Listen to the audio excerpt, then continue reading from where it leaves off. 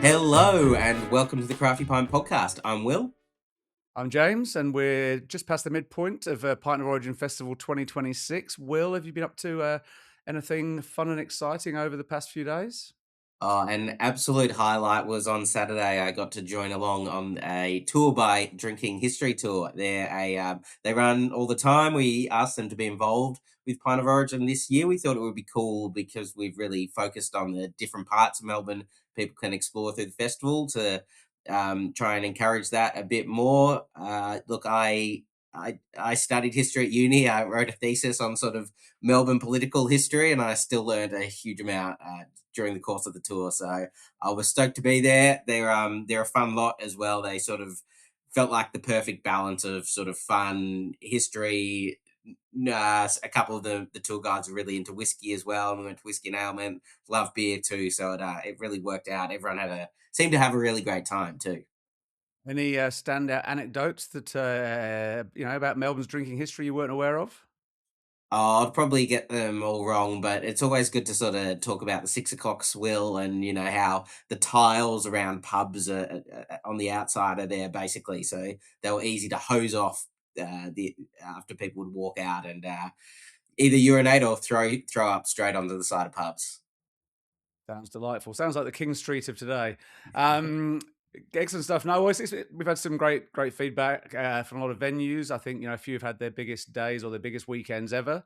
A few are they apology emails or humble brag sort of messages going out on socials from venues saying that we're sorry we underestimated how many of you are going to come to our venue. But I know like people were turning up for the Garage Project party at Catfish, and sort of pretty early in the evening, and almost all the beers had already gone. And I know Lockie at Benchwarm has been trying to sort of moderate the Japanese beer swilling going on there. And I guess talking of 6 o'clock swill, we also were back on TV on Monday morning. We, with the help of Ben and the crew at Bridge Road Brewers in Brunswick, we managed to get a pretty big and lively crew of people, Pint of Origin fans, onto Sunrise. Yeah, that was a lot of fun. It was a first for me to be on TV like that. We were across what 3 hours. It felt like a whole day. By the time we got to 9 a.m., I was sort of well and truly ready for bed. But yeah, it was a lot of fun. I think it came across really well. We had a lot of different people there, like the Bridge Road Cycling Club, Run Club. So it really felt like it got to showcase beer in all its forms and sort of craft beer community. Yeah, just once again, let's slightly concerned that a lot of the beers that were brought along to be showcased were the more extreme out there beers. There was one very thick, one drop smoothie sour, and something from one of the was it Drecker, one of the American brewers from Fargo. But we talked about pails and lagers as well. But nice, it was nice to get the support. We've had a fair bit of media coverage this time around.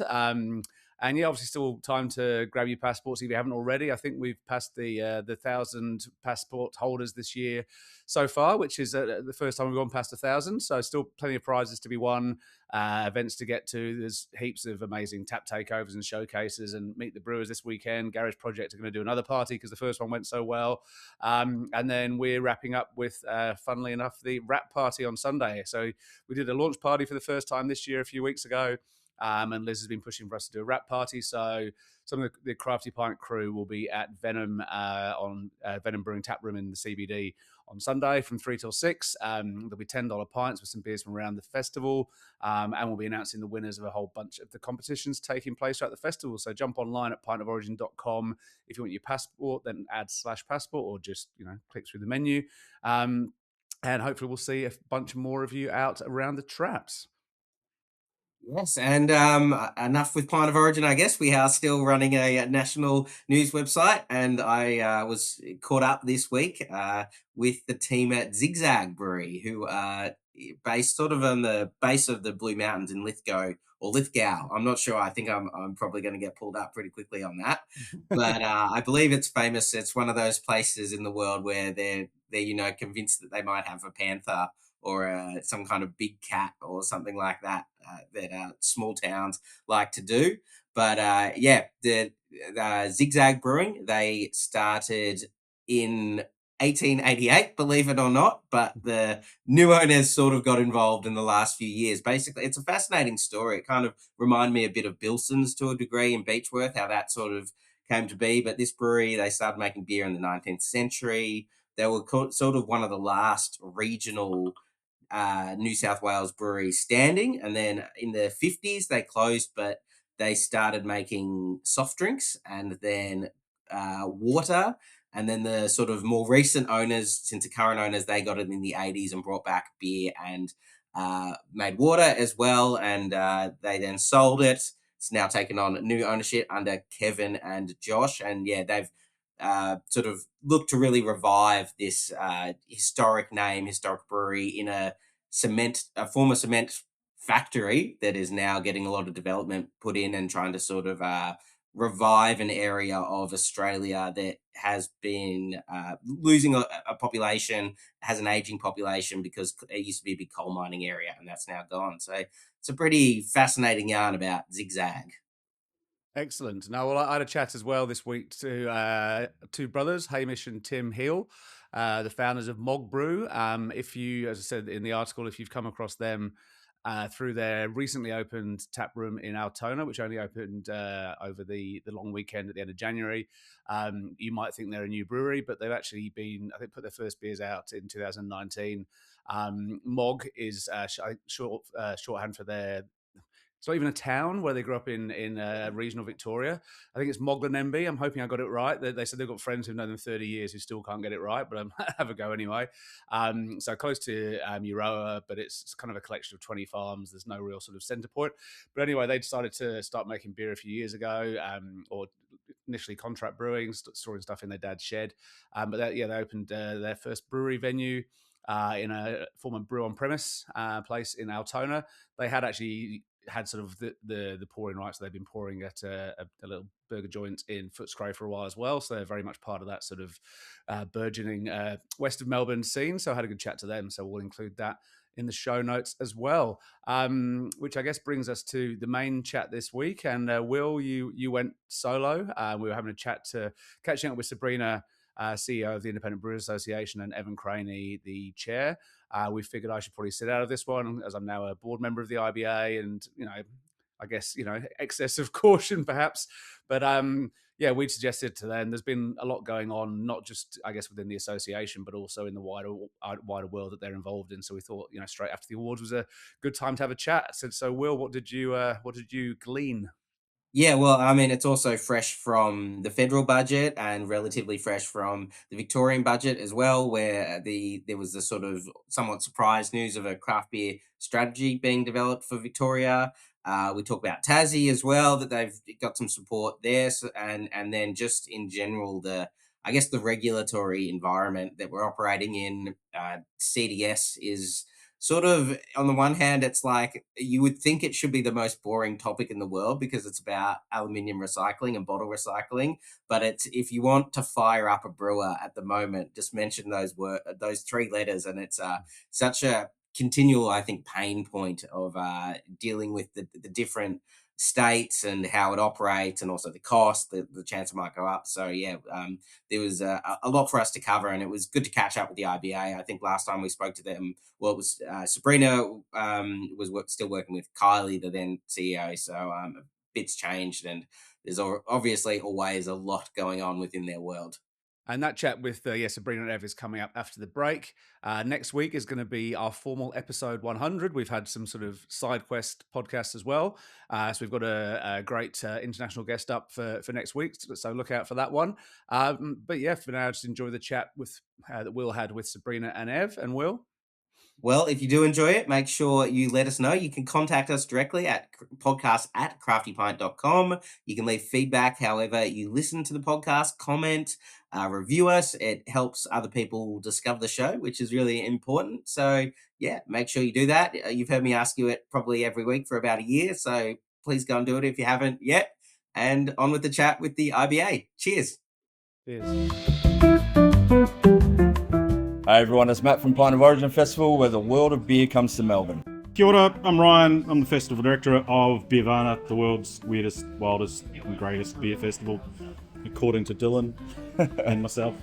We're here on a mission to find Australia's biggest beer fan, and we reckon that Pint of Origin is the best place to start. One lucky winner will be crowned Australia's biggest beer fan and win an epic Beervana prize, including return flights to Wellington, 4 nights accommodation, festival passes, brewery experiences, spending money, merch, and more for you and a +1.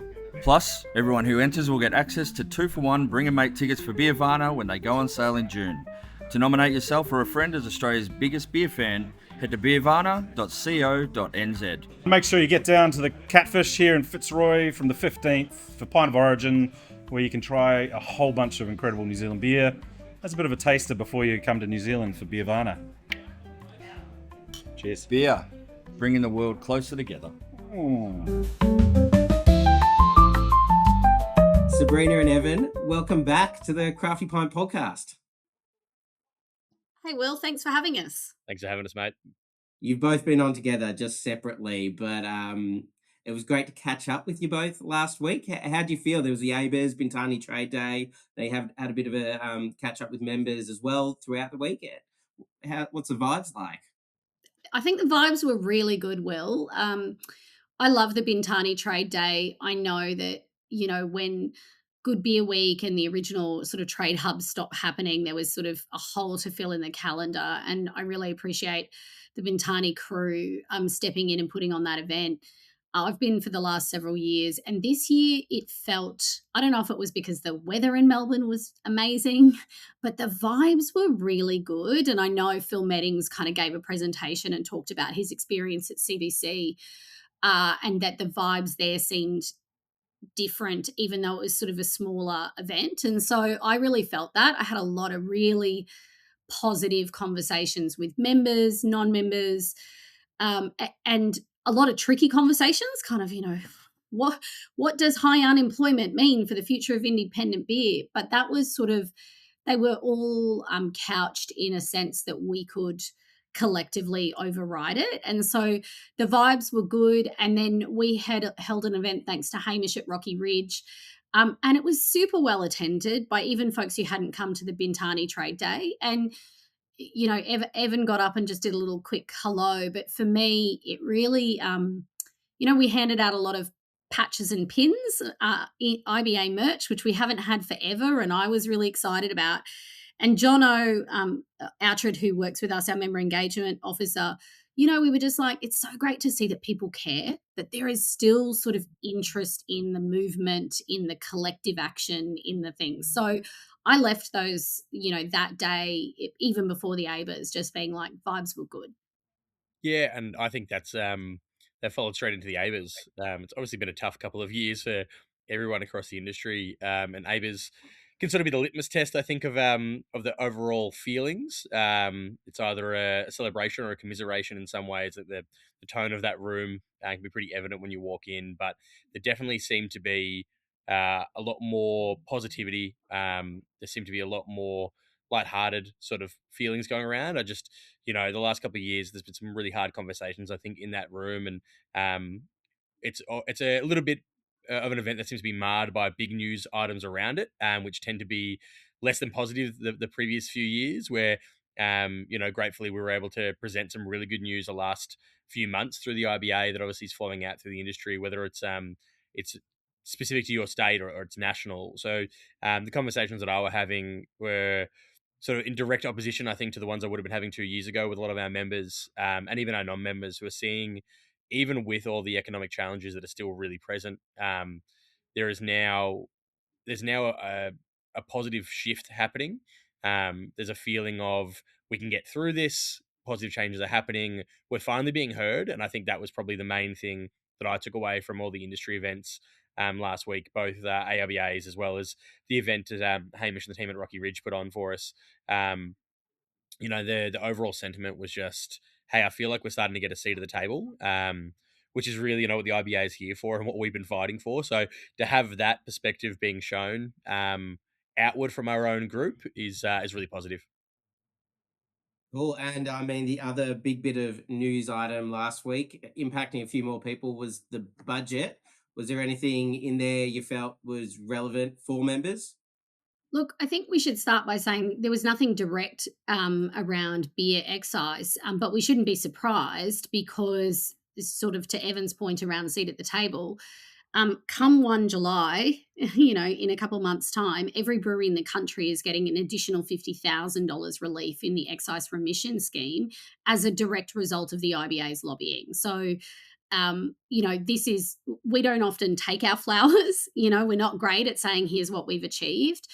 But when members say things are finally happening, that is the tough grind of making change. That is the tough grind of being heard. And so, if you are a member, and so many have said, thanks very much, this directly impacts our bottom line. And for those that aren't members that are receiving the $50,000 remission scheme, we encourage you to think about putting that money back into the organisation that has put that money into the supply chain. We've had lots of feedback from people in the supply chain saying, like, we know that is direct money people can spend on ingredients, on equipment, on growth. So that's coming this year, but that was announced last year. So we're not surprised that there wasn't any direct movement on the in the federal budget. Thanks to the Council for Small Business Associations, of which the IBA is a member, they've provided a bit of a wrap-up that says, from a small business perspective, there are a few upsides. There's a $20,000 instant asset write-off that's become permanent from 1 July. But they're also working on issues that we have advocated for from the beer side, which is, like, if we have to talk to 3 layers of government or we have to talk to the federal government, we only want to tell you once. Stop making us give you the same piece of information in 8 different forums. So government have committed to moving forward with projects and things around what's called a tell us once principle. They're looking at harmonisation of payroll taxes and licensing arrangements. And so all of those things are about reducing the burden on small businesses. And, we argue about that in relation to liquor licensing all the time and all sorts of things. So they are good announcements for small business.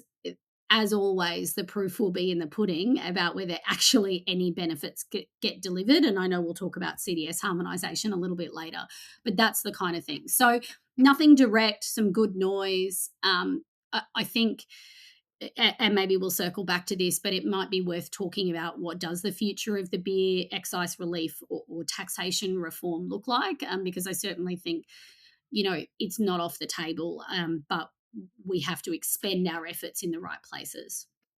Yeah, I mean, on that, it feels like the conversation around excise, despite that early relief, like the conversation around sort of more widespread change has never felt stronger. Like there's Pocock, obviously, he's a big part Yeah. of that, but I'm jumping on Instagram and seeing sort of political influencer accounts talking about it, being Everywhere. really announced about it. I mean, Punter's politics as well. His focus has Yep. always been on fossil fuels, but where and gambling and sort of where our money's going. Like these conversations seem really red hot at the moment, right?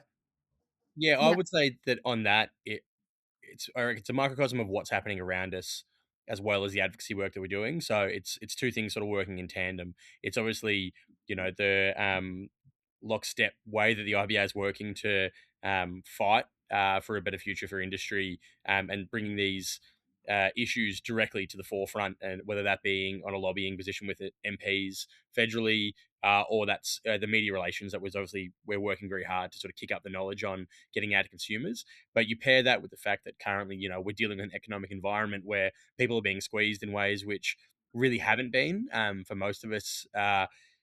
The We sit in a really nice little spot, I think, in beer, just in terms of a messaging perspective. Maybe not from a how we're looked after federally, but it's a really easy thing to go, how much does your beer cost? And when your beer costs more than it ever should, or it's costing you an hour's wage for some, or not an hour's wage, but close to an hour's wage for a pint, it's getting ridiculous at this point. And it's not becoming Yeah. affordable. And this isn't a product or an everyday product. We know that. So that has worked somewhat in our favor as consumers are really at the forefront going, I'm feeling this pinch. This is something that's changing my life, and the small little wins that maybe I have and the joys that I get. You couple that with the fact that we're messaging, I think, at a rate which we never have before. It's very directed, and we've been working really hard for multiple years. Like, this isn't just a momentary thing. This isn't something that's caught steam by chance.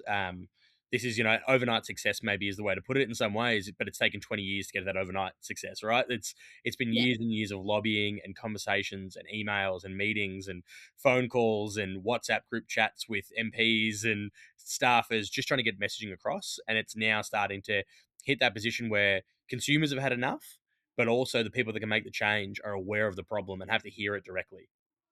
And I think, Will, let's use the David Pocock one as an example, but he's spouting talking points from the Australian Institute. The Australian Institute grabbed on to beer to their issue is gas tax, but they didn't link gas tax to anything else. They linked it to beer because beer is in the headlines, because Australians care about the cost of beer and it's something that's relatable. And so the Australian Institute have ridden the coattails of the excellent work that we've been doing of keeping beer in the headlines.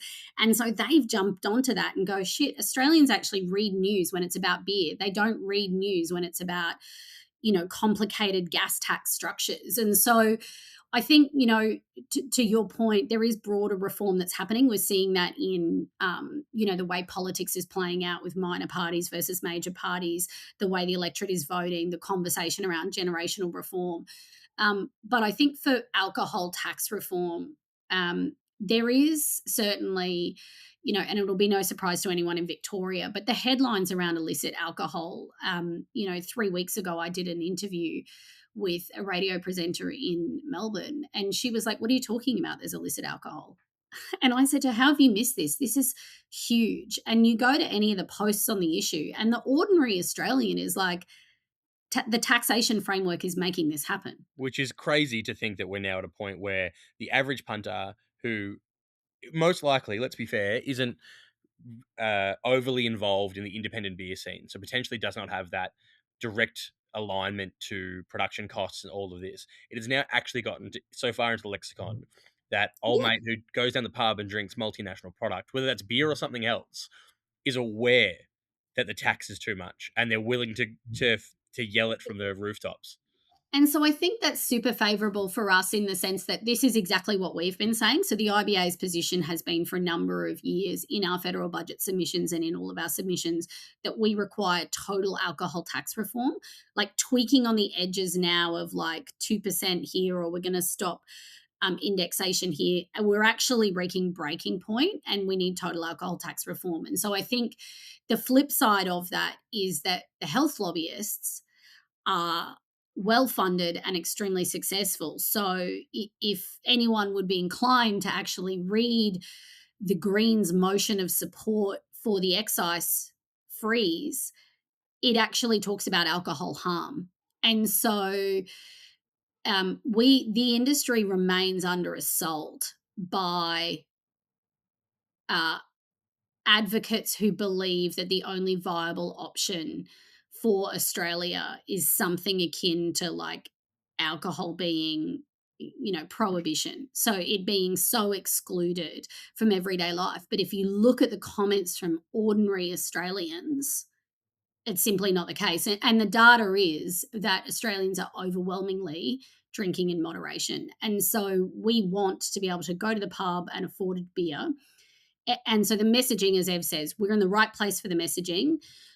But our members and anyone in the beer industry needs to understand that just because there isn't additional progress, out loud, the fact that we're not going backwards, that it's not going up, that we've bought ourselves 2 years to fight the good fight is significant in this particular environment. And so we are obviously going pretty hard on it. We know that obviously the distilling crowd, where the illicit alcohol is really far more significant, are pushing heavily for reform.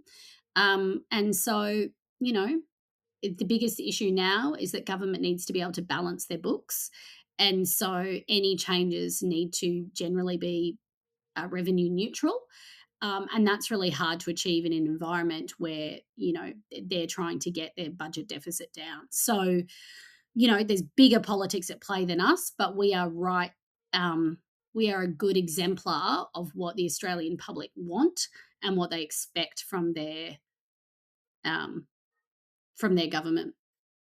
So, sticking with the government agenda and reform, Evan, I think maybe a bit of a pet project you've had for a while is harassing the Victorian government, and maybe we've finally got there with their state government budget announcing a craft beer strategy.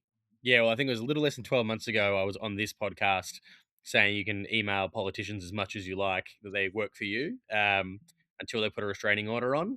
Grateful that that hasn't happened, but what has happened, obviously, uh, as a Victorian, whilst the IBA is a national organisation, we do a lot of federal advocacy. Like many of our board members in our own states, we sort of take a state approach. And being a Victorian myself, I have had a keen interest in supporting our statewide industry. So even before I joined the board itself and was just one of the group members for the IBA, was doing a bit of lobbying prior to the last state election, and really sort of getting out the word of Victoria's position in the market, historically, and where it was looking to go, I guess, in comparison to other states. Um, as we've already expressed in this podcast, it takes time. It's getting in front of politicians, explaining the issues, it's getting the messaging across. What we've been doing more, what I've been doing more over the past 3 to 6 months with an upcoming state election here in Victoria later this year, is just making sure we have those engagement points. And what's been really positive is, especially from the Labor Party, the buy-in we've had. We've had some really great communication through different ministers. Probably, well, what would be the most notably is the Premier's office, who have been very responsive to our requests and understanding about our issues. And again, it goes to the messaging over a few years. Is we're already a little bit down the road. We don't have to explain the problem anymore. We're now at the point of where's the solution.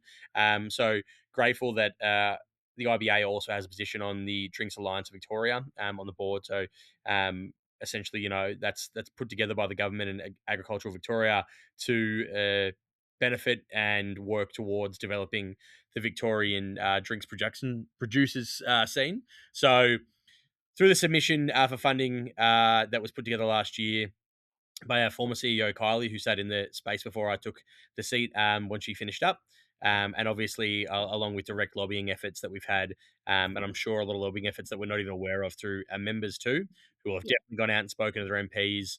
What we've seen is the first of its kind win for Victoria, which is an announcement to a funding but a dedicated strategy for craft beer and cider that's come out of last week's budget, or the week before, sorry, which is massive. So we're now at the next stage, obviously developing that and figuring out what that looks like. But to go from a point a few years ago where there wasn't a real understanding of the space, the category within Victoria, especially within the Labor Party, who are very firmly in control currently, to a point now where essentially the top dog is helping dictate a better future for Victorian beer. And fortunately, we'll wait and see, but we're already getting indications that this is just a starting point. I had comms with the Premier's office last week after we received the news, and it was indicated that there's more interest in further support going later into the year. So obviously we won't slow down the advocacy and the lobbying for that, but again, it's a great victory for Victoria. I think it's also a really great victory nationally too. We have had some really great state wins already, whether it be Queensland or WA, with similar strategies being developed. But it's sort of a dominoes fall perspective here. One does, the next can, and it sets a precedent. So yeah, really excited to see what we can do. I was going to say that as well, Evan. We often hear what is the benefit of a national body. The WA craft beer strategy, which is the latest cab off the rank and arguably kind of one of the ones that has been most well supported by government, that only existed because of the IBA's direct advocacy and engagement with members of government in WA. But as a result of working through that process, the IBA itself has a lot of expertise on how to get a state strategy done, who needs to be in the room, what does good stakeholder engagement look like. So as a national body, we have expertise in how to get that across the line because we've now done it in several states. So coming back to what is the purpose of a national body and why did they exist at a state level, no strategy is going to say that the IBA needs to deliver on all of the items in the strategy, but our role is to make sure that the strategy exists so that appropriate funding and awareness is allocated to each of the pieces. So that's really exciting, and maybe it parlays into the next topic, Will, that we're hoping to shine a light on, which is thanks to the work of both Kylie again before me and then John Burridge from Yakima Chief on the ground in Tassie. We are finally this week executing a deed with State Development Tasmania for the reinvigoration of the Tasmanian Beer Trail. I managed to go down to Tassie a few weeks ago and speak to a lot of the stakeholders and our members. And, this has been years of on-the-ground work from John. And, we've been able to get it across the line with government. And so there'll be direct funding given to the IBA to deliver on a Tasmanian beer trail and socials for all breweries in Tasmania. And again, it's a really solid showing, not just from our members, but also from state government and from the big brewers, that they trust in the IBA, in our governance, in our systems to be able to deliver a project like that. And so, Tassie brewers, I know we kept saying it's coming, and it's been a slow grind of, I think John worked on it for sort of 4 years, but we're almost there. The money is almost flowing, which means we can finally get started. So that's a really exciting thing as well for the brewers in Tassie. Yeah, fix up what might be now one of the world's most out-of-date websites as well. That's we can. It is that website will now transfer to ownership for the IBA, and so we will be able to get that well updated, and feature the breweries that should be there, and really drive tourism, both domestic and international, to our breweries, and things like this allow us to have partnerships with other bodies. So we're already looking at who else can we bring in, which other parties can we bring to the table to contribute and to expand its reach out. So, for example, can we bring the CDS scheme, Tas Recycle, to the party?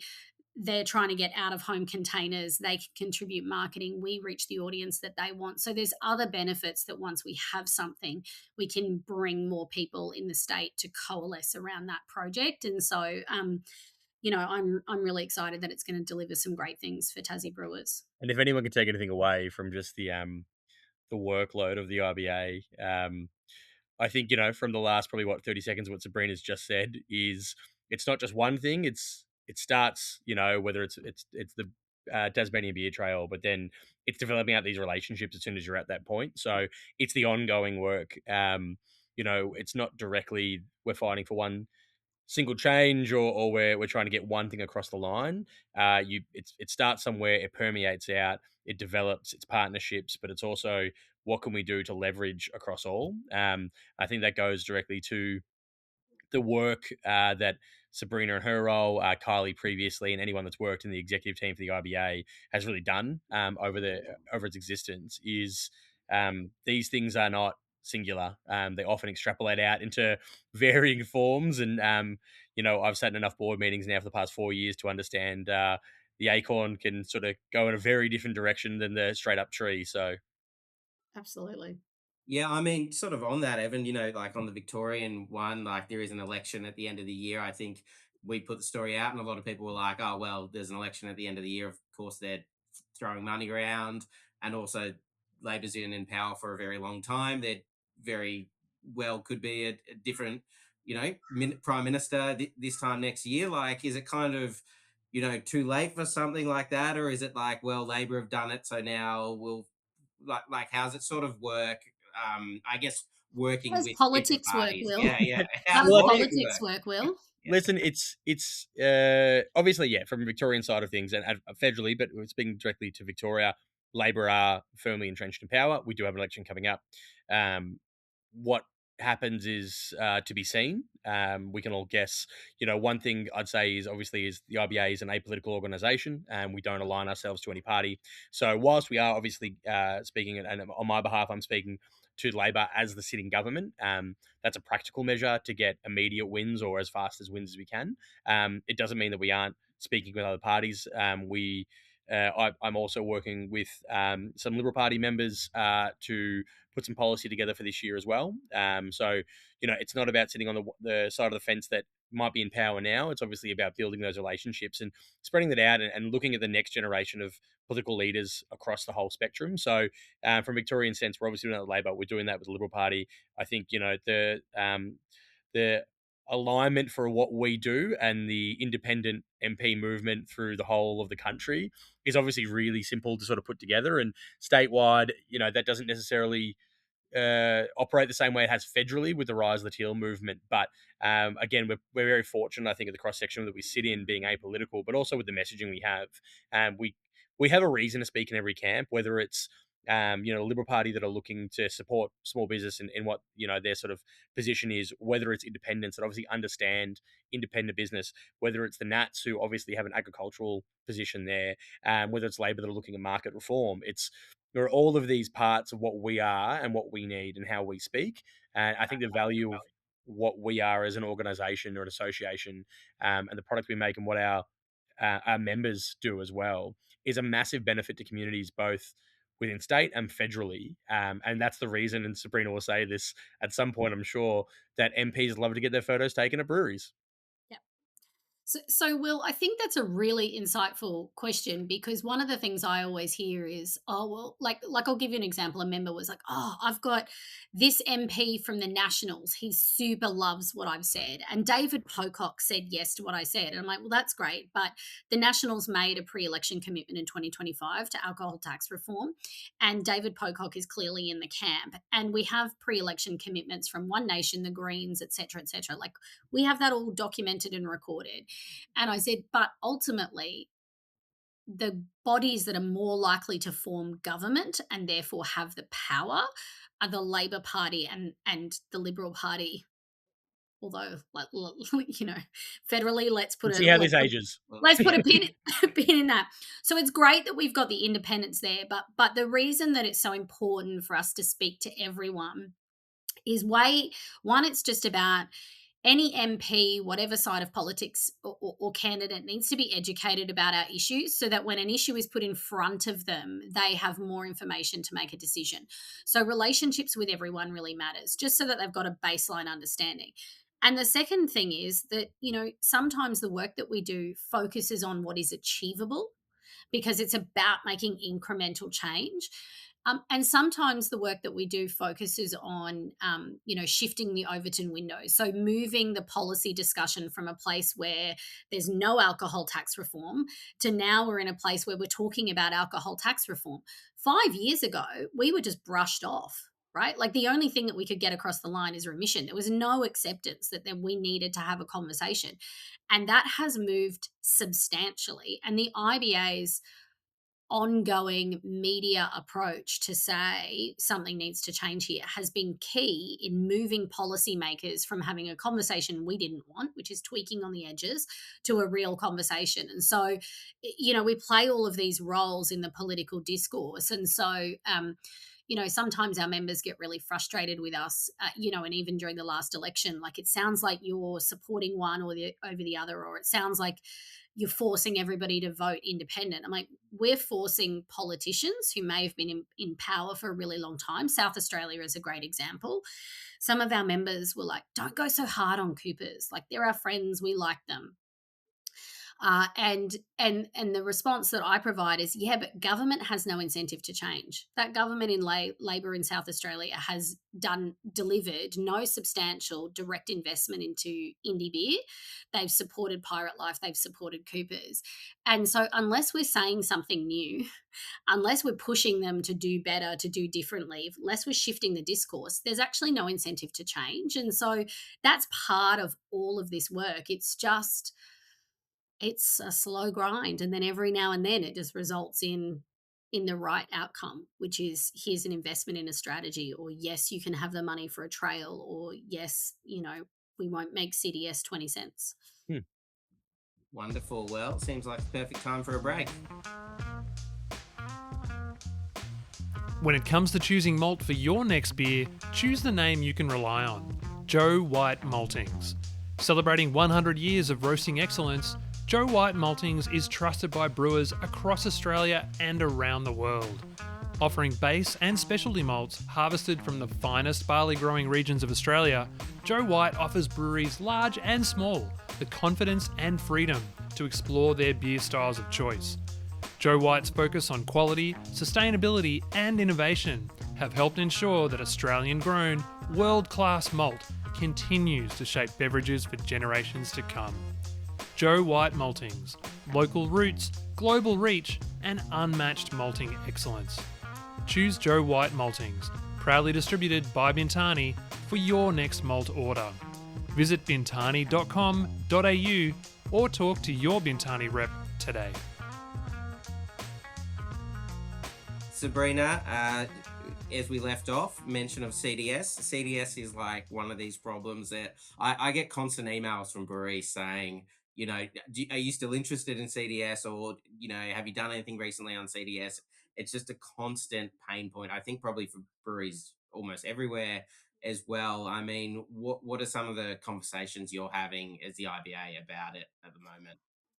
That same conversation. I mean, there isn't a week where I don't have multiple emails or texts complaining about CDS, and complaining about it in the sense that it is a cost of doing business to small brewers. And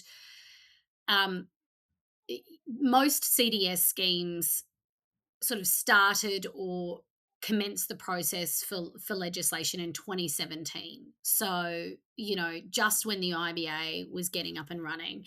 And had we been then what we are now, we maybe would have, gotten, further into the politics. But the reality is that the CDS schemes exist now in every state and territory. They are not going away. So all of our members, I got an email saying, I'm just going to opt out. I was like, you can't opt out. It's a legal requirement. I wish They you have could. people checking as well. Like they have very particular ways of knowing what's going Absolutely, on they too. do. Yeah. Yep, they do. And so the systems aren't going away. And so again, in terms of getting seats at the table, trying to influence the system, that's what we've been trying to do as the IBA. I had an interesting conversation recently in which I discovered that the CEO of the New South Wales scheme basically thinks I'm incredibly annoying, and I wear that as a badge of pride. But the reality is there is little that we can achieve to reverse the cost of goods for our members, but there are some things that we can do. So, harmonization is about incrementally improving the administrative and regulatory burden on members, which when you're a small business doesn't sound like much, but maybe it means 3 more social posts or the time to do something better because you're not doing this. So we're working on that. The heads of EPAs, environmental protection agencies, agreed to harmonisation for the national portal. That was approved in March. I think it went in our comms. Arguably they should have agreed to that 2 years ago when we first started sitting through hours and hours and hours of meetings on how does a portal function. So that's one space, trying to reduce the admin and regulatory burden. And there are little things in that, right? Like payment terms, extending them to help with working capital for members, just like little things that all sound tiny but add up to a better environment. The second thing we've been doing is when the systems come under assault by the waste lobby, who fund entities, and there is a current recycling entity out there called the Boomerang Alliance, who just as the fuel crisis hit, started with their 20 cents makes sense campaign. So, excuse me, the waste lobby wants the 10 cents that consumers get to increase to 20 cents. The effect for small brewers is that's a doubling of that cost to their COGS, and it is not the only amount that consumers pay. So consumers pay the 10 cents that they get back, but for every aluminium can, and we'll take Queensland, it's 12.9 cents. So that 2.9 cents goes to running the scheme. But the brewer adds that in at the COGS stage. They sell the container to the retailer, so they add margin to the total cost. Then there's GST added to the total amount. Then the retailer adds their margin, and then it's finally passed on to the consumer. And so our members have done work that says for the benefit of getting back $2.40 for a 24 pack of beer, consumers are paying $6.40 for that benefit.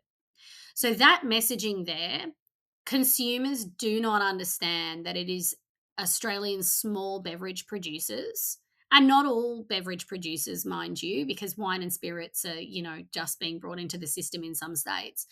But beer has been literally carrying the can of this for a long time, that everybody is paying sizably more for their beer for the benefit of these astronomically complex systems, some of which are better than others. And so I think, what is the IBA doing? A, we're advocating for these reforms around harmonisation, reduce burden. B, we can troubleshoot issues using our expertise with members, and I've just had a couple of those in the last week.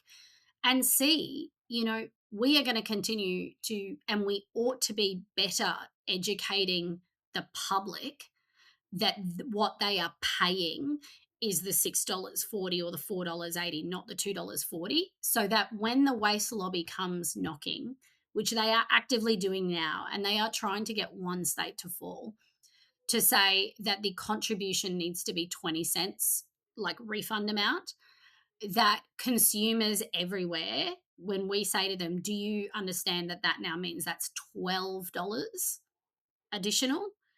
So in any radio interview I've done, the interviewer is like, it can't be that. I'm like, that is the net effect of what's being asked for. And so I think, everybody in the industry, us included, has an obligation to communicate to the consumer and give them the information about what they're paying for. So again, neither of those, back to the sort of the, how do we do all of our work? Some of that is just protecting the situation not getting worse. So a lot of people are like, I hate CDS. And we're like, it could be worse. And we're just trying for it to not be worse. So I know that's not super helpful, but really, like, the big politics at play here, indie brewers are a tiny little sliver of that pie.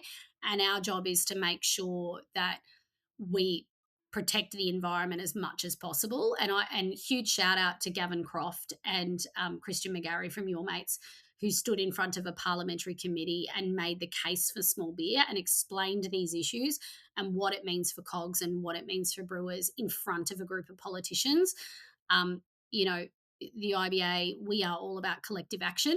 It's why we exist. And so to see them so eloquently explain the direct impact on them and their fellow, brewers in the state was really, I felt very proud. And it's not just, it's the $12 that goes on, obviously, if we go to 20 cents. But it needs to be noted that that cost impacts directly to brewers. It goes to consumers. It's doing so in an environment where economically the challenges are evident for consumers to purchase, where you have mass market dominance by multinationals that, whether they can wear the cost or not isn't really of question. They have the market space. So within the package side of independent beer, that's really where we have the most opportunity as independent producers to sell our product, just due to the market space that we're given access to. So you couple with the cost of goods going up, the fact that you've now got to margin your price, consumers' confidence is down. This is one of those challenges, and again, it goes directly to that lobbying effect, whether it be with the IBA or whether it be with our members, because whilst we might be, at the best case scenario, 8% of the market, and there was a sitting inquiry into dynamism a couple of years ago where it was roughly 90% admittance between the two big brewers of market ownership. The IBA's data, from what we have done, shows that more than 50% of all employment in the beer category is through independent brewers. So we have the smallest amount of sales, but we have the highest amount of employment. So yes, 20 cents might make sense to someone, but if that's going to cripple an industry, it's not going to be made up. It's not going to do anyone a benefit, because all of a sudden those jobs will go away. They'll just go into the waste industry, right? That's what the waste industry want. They want the profits and the jobs to transfer to them, without really thinking about, do the Australian public want more jobs in the waste industry, or do they want to be able to afford their locally made beer? And the answer, you put that to the market, and that, it's a non-starter, right? It's obviously they want to be able to afford beer from their local. And this is why it's really important, obviously, for us to be doing that lobbying. But as Sabrina's already mentioned, with members going and directly doing that themselves, and Sabrina said collective action. If there's anything that I guess my term in the IBA will be made up from is as power in numbers is the phrase that I will say constantly, because we've seen this effect happen. Our lobbying effects and our direct work to market, whether that be with MPs or whether that be through media, whatever it is only bolstered by members getting involved and consumers that, the consumers that are listening to this podcast. They're independent beer consumers, craft beer consumers, whatever sort of designation you want to give yourself, are a loud voice. They're vocal, they care, and they understand. It doesn't just need to be us. We're not against asking for help. We're not above that, because we are here to improve the vitality, to improve the opportunity, to increase the likelihood of this industry growing, going forward. And this is our entire board, and myself included, we are volunteers to this, so we will be more than happy to take anyone else's volunteer time, believe me. But messaging around CDS, we're obviously, and it's great that you, Will, and James are giving us the opportunity through this podcast to express this out and hopefully get a bit more awareness on that. But it doesn't stop there. Like, we can't stop short. We need to then implore, and this is me doing so, anyone listening to this, whether you're a member or a consumer, advocate directly in the opportunities you have. If that is state, if that is federal, if you have any opportunity to make that noise be heard, and also just speak the truth to people about it as well. No one is going to say they're against recycling. No one doesn't want better sustainability measures here, but sustainability has to work in tandem with a sustainable market as well, because at the end of it, if we aren't sustainable, then these programs and all the sustainability features that are really being pushed through our independent members, they're going to fall over anyway, because the businesses will fall over. So they have to work in tandem. And that hasn't necessarily been taken into consideration from what we can see with a lot of these state bodies that have implemented their CDS schemes. Yeah, I feel like CDS is such a complicated one because you're battling against like community groups and kind of football and netball clubs that are like, oh, but we're raising money through this way, ignoring the fact that, well, but if you buy beer or even if you buy soft drink, you're paying more than that than you used to be on it. You're paying a tax. And I can say it doesn't feel like a tax because you get some of it back, not even all of it. You get a That's fair the chunk of it back. That's the point. Will, I often make that point, which is these were established in all states to be a producer responsibility scheme, but other than in Victoria, potentially WA, certainly in Queensland, I keep saying you call it a producer responsibility scheme, but we have no ability to influence, to take responsibility. It is just an imposed cost. And so let's just be real with the public that it's a tax, that And- brewers are being taxed, and nobody wants me to use that language. And I keep saying, well, then show me how it's different. Show me how it's different to a tax. And so those community groups as well, and I mean, we're going to come to another issue that it potentially affects community sporting groups as well. But a lot of community sporting groups, not even like, A-level sports, receive sponsorship and support from small brewers. And usually that's, it might be a keg for an end of year event. It might be supporting somebody's, whatever it is. And as the ability for brewers to make any profit whatsoever dries up, that sponsorship goes away. But to your point, Will, do those clubs really understand that they are paying the $6.40 or the whatever, be it on water, non-alc, alcohol, that they're paying so much more for that privilege? And they don't understand because it was sold very well. And as we should say, I'm not against those groups getting it, but I think that we often treat the Australian public and the ordinary punter like they're not smart enough to get it. And I think that what we're seeing, circling all the way back to the way we started at the top, that when the Australian public have the information and we're transparent about what it's actually costing and where the money's actually going, they know something doesn't sound right. And so we do have the power to keep that conversation going, because it cannot be right that in the effort to address litter, which is where all these programs stopped from, we are going to hollow out entire small beverage industries. That cannot be the outcome that the average the ordinary Australian wants. And so I just think we need to be really clear in our communication. And we should be telling the clubs that we sponsor, hey, do you know what this means for us? Like, let's make the information available. And so that, that's my 2 cents on it. It's pretty frustrating, Will. Like, we spend an extraordinary amount of time on CDS issues in every state, which is, again, back to the national perspective. It's both helpful and frustrating because you can see the same issues playing out in every state. It means that we're in a position to more easily address them because we know about what they are. But it's this is one where we are constantly beating back the situation getting worse. Right. Well, I mean, sticking with the sort of locally focused nature of the IBA, when we caught up at the High Country Op early in the year, Sabrina, you were talking a lot about the regional cluster leads and sort of trying to, I guess, I don't know, maybe devolve some of that power, at least attention, to smaller groups, so they could sort of, I guess, potentially come to you with their concerns. Is that sort of how it's work, or how is it working? Yeah, so the vision was really, we received feedback from some of our state chapter leads, that they had found, particularly in the larger states where you've got 150 or 200 breweries, that it was just an impossible task to be a volunteer for all of that. And, to steal Evans, there's power in numbers. When I think about grassroots political organising, which is fundamentally what we are,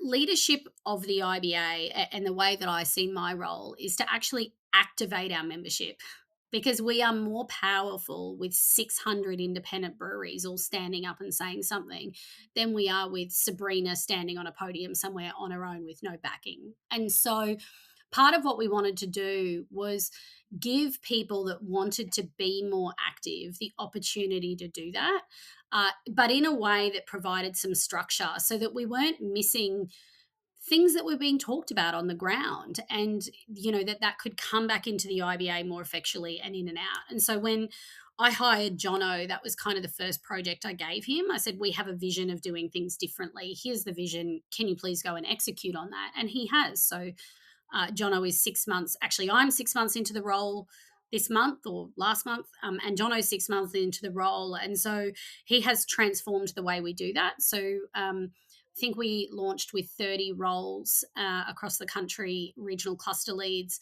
We had 20 filled immediately. And whenever we go somewhere and have a conversation, there's always somebody else saying, hey, I see that one was vacant. I'd be interested in stepping up. We host monthly Zoom meetings by state with each of those groups of volunteers where they tell us what's happening, give us feedback. We ask them about, hey, this is happening in your state. We're thinking about doing X. What do you think? So it's really a direct line of communication. And the goal is that each volunteer should have like 10 people that they need to call.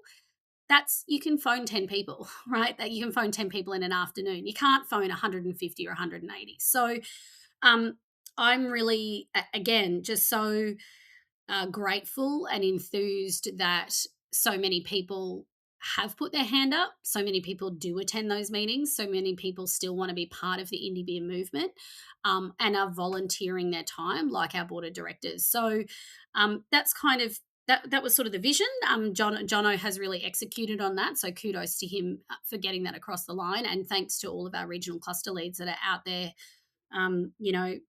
grinding in their businesses and then giving us some valuable feedback. Yeah, and I mean, what else is going on in the regulatory space, or anything big that's come out of that, or that supersedes it, sort of? Yeah, I think I'll just add to, so on the regional cluster leads, it actually came out of our Victorian group. And so we've launched something in Victoria called Project Fair Pay. And really this came about from a conversation of saying, you're an indie brewer, you go into a pub, it's got mostly tied taps, you win that tap, you think, oh, that's so amazing, I'm such a great salesman, I've just done an amazing job. And then 3 months later, you're still trying to be paid by that one keg. But the next indie brewer comes in behind you, gets that tap and is like, gosh, I'm amazing. And actually it turns out that pub just actually never pays the indie brewers. Because they pay out their contracts first. And so we identified that there were indie brewers not being paid both by publicans and by retailers at some sizable levels. And so we launched that through an email with Victorian brewers. Jono's been chomping at the bit to follow that up. But we've had 2 breweries kind of fill in the form where we're gathering the information. We've got 7 venues or retailers listed. So across 2 breweries, 7 venues, $37,000 in outstanding fees, which is payment also for product. something, and Sabrina and I have obviously talked about this privately before. One of the things that we don't have in terms of information that we can share when we are speaking to market issues and just the potential for greater problems to sort of arise to our members is what is the what's the statewide, what's the national debt level essentially from Yep. customers. Like anyone who's listening to this that owns a brewery, I'm sure has been in the exact same position where they're looking at going, I've got a lot of money outstanding. How do I balance my books on this? And fortunately, as a board of volunteers, we have some insight into that, obviously, because we are brewery members. If we extrapolate out our own experiences and then you place that on top of the overall industry, it's an alarming amount of money. And there isn't necessarily a way for us collectively to do anything about that. That's just it's sort of treated as this is the cost of doing business. And maybe during better economic times when people had a little bit more in the bank, they were willing to turn a blind eye or put a little bit more faith behind it. But again, we are going through some challenging times, a challenging period. We need to be at the forefront of that, and the IBA is helping develop this out and things like this. But it's coming to us through this state chapter lead, these cluster leads, because they're on the ground, because they're able to give us a little bit more of that direct brewery to brewery understanding rather than that overall, here's the industry challenges we're facing. Yeah, and ask for, like, it came out about, like, this is an issue, what could we do? And we kind of collabed around, well, let's collect the data and then, like, let's take step 1, collect the data. Step 2, we'll decide what to do with it. So really grateful to those breweries. So if you're in Victoria, expect another email about this, and we'd love to gather the data because, as Ev said, once we have the data, we can assess how we can assist, and so which we will be doing. Just sort of a couple of other things we'll really quickly. There's been a review of alcohol advertising federally. Our members will have seen our submissions in that. Again, that's just relevant because they're potentially, look, I won't go into the background around this, but it's sort of the alcohol industry didn't do anything wrong here, but it really kicked off by some television entities wanting more alcohol advertising and the industry saying, no, we're happy with the current situation. But as a result, there's now a review of all alcohol advertising for television and beyond, and they're looking at sponsorship of sporting clubs. So the IBA has responded to that. But again, just one for people to keep in the background that this is one where we're fighting off further regulation. So it might not look like there's an achievement, but we're trying to prevent it from getting worse.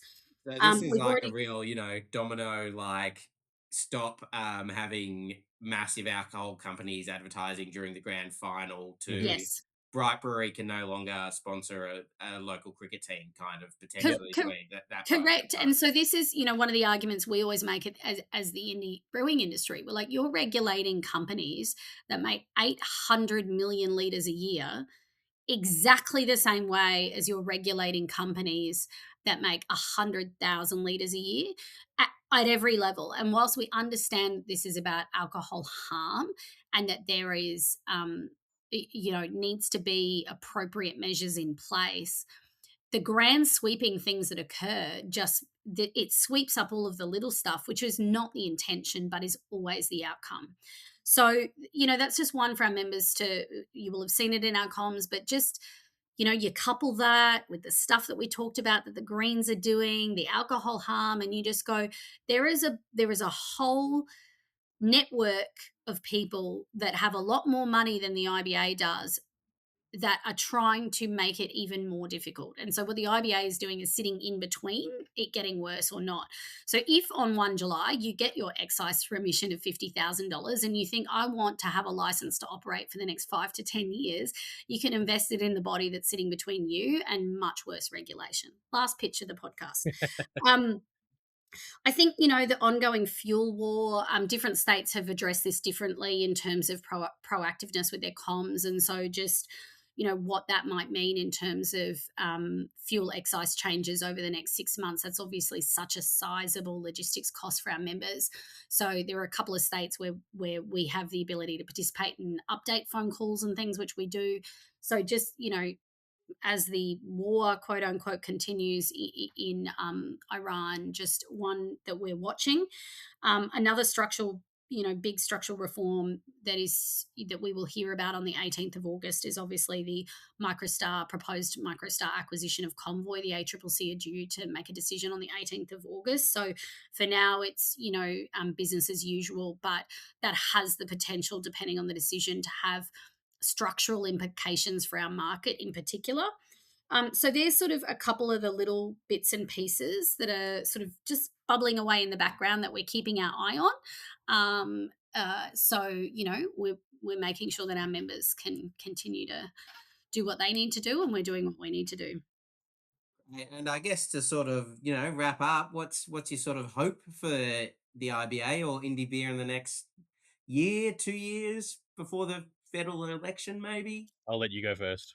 Yeah, look, I think the IBA is 10 years old on October 2027, and I feel immensely proud at what the IBA has achieved, but I also feel an immense responsibility to make sure that we continue to be fit for purpose as an organisation, that we evolve with the market and we fundamentally deliver what our members want us to. So over the next 6 to 12 months, I don't think a lot changes in the sense that we will continue to do what we have always done: advocate for our members proactively, respond to anything that needs to happen, protect their ability to do their business.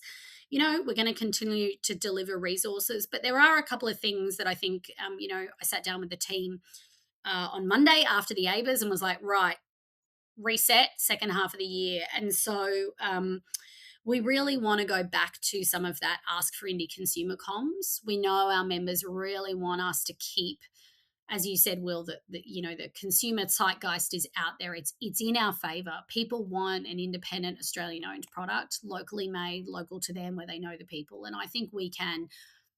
We need to continue to invest in pushing that narrative and supporting our members to do that. So that's one where we're going to kind of recalibrate on the Ask for Indie Good Beer Week and really focus on how do we get the indie seal and the comments about indie in front of consumers. So that's sort of one focus. And then the second one is one that I'm not sure that we've talked about publicly, but the board and I have agreed, which is really that people keep asking us, is the indies coming back? And I think when you come off the back of the ABAs and you look at the effort, and there's various other competitions that are trying to get off the ground at the moment, and there's state-based competitions, the cost and risk for the IBA to run a beer competition right now is just not financially viable for us.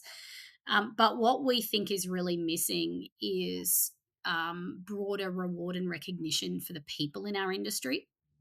And I think sort of at the start of this year, or towards the back end of last year, I said, bringing the joy back, it doesn't sound like a strategy, but it's kind of my strategy.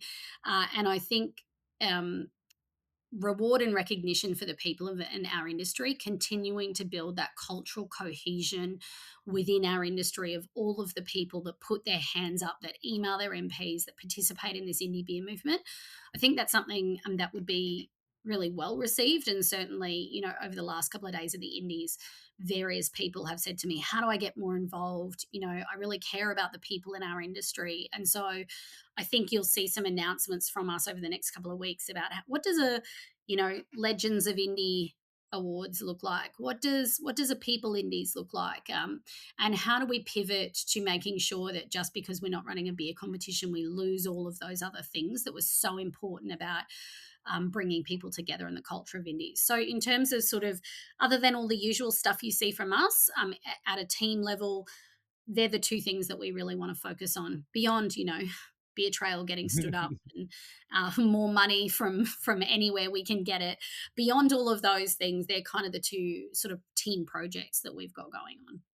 I think, from my perspective, there's been a shift, and Sabrina obviously mentioned, bring the joy back has been something that she's been really wanting us to pursue. But I think just in general, and coming back to the start of the conversation around the ABAs, we've seen there is whilst things are hard, and I think we've all probably just got used to things being hard, because when we think when weren't things hard is probably the question now. But the overall feeling now is we can get through it. Seemingly, there is positivity in the air. I also think that we're now starting to see the fruits of our labor in a lot of ways as well. And our members and even our non-members are seeing that and are expressing that to us. What I'm really hopeful for is over the next 12 months, we can continue that momentum, that we can show the value of what we're trying to deliver, what we are actually delivering. It's difficult when you're in the trenches and you just burning along trying to get a victory. We're at the benefit stage now where victories are starting to come through, so we have something to show. I'm very grateful for our members that stuck with us to allow us to get to that point, because obviously we'd like to turn things around as fast as we can. It's just not the way the wheels of politics seem to work, especially in a federal position. So I think, if we're coming back to this conversation in 12 months, what I'm hoping to see is an even more connected, cohesive, positive, collaborative industry. And I think, that's what's always been the bones of independent beer and craft beer in Australia, is that's how we are. That's who we are. I think we, a lot of us picked this industry because of that nature.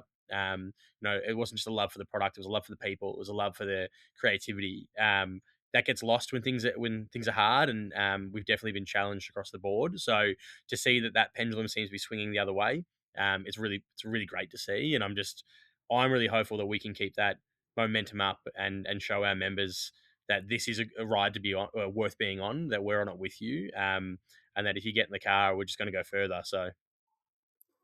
And it would be remiss of us not to say thank you, Will, to you and James for organising the Pint of Origin events. They really contribute to bringing lots of people from outside of Melbourne or Victoria together in this ABAs week, and bringing some of that joy to, when the rooms are packed.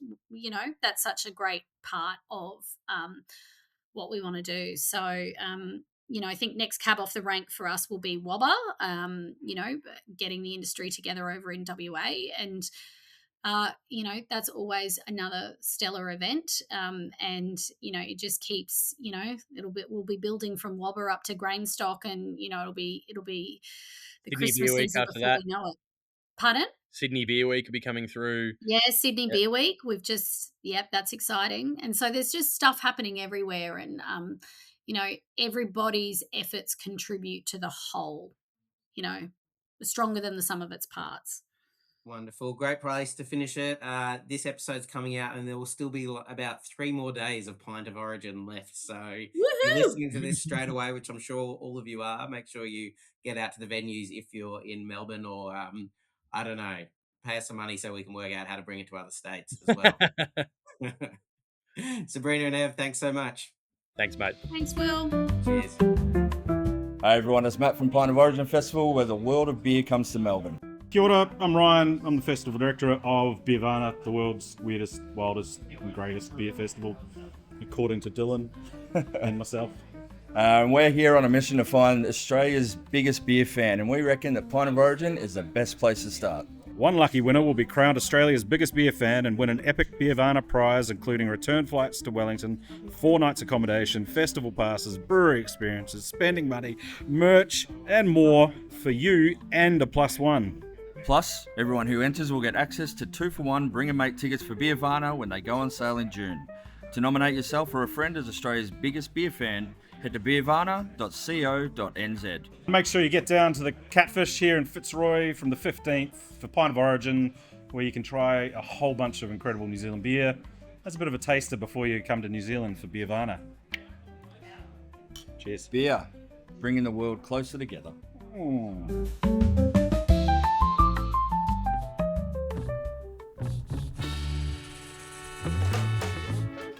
The Crafty Pint podcast is produced and edited by Matt Hoffman. You can get all your beer-related news and reviews on the Crafty Pint website, craftypint.com, and can stay up to date on future podcast episodes via our socials. We wouldn't be able to produce the podcast or the website, events or festivals we run without the support of the beer industry, whether that's suppliers, bars, breweries or bottle shops. If you'd like to support the show or partner with the Crafty Pint in other ways, please reach out to Craig via the details in the show notes.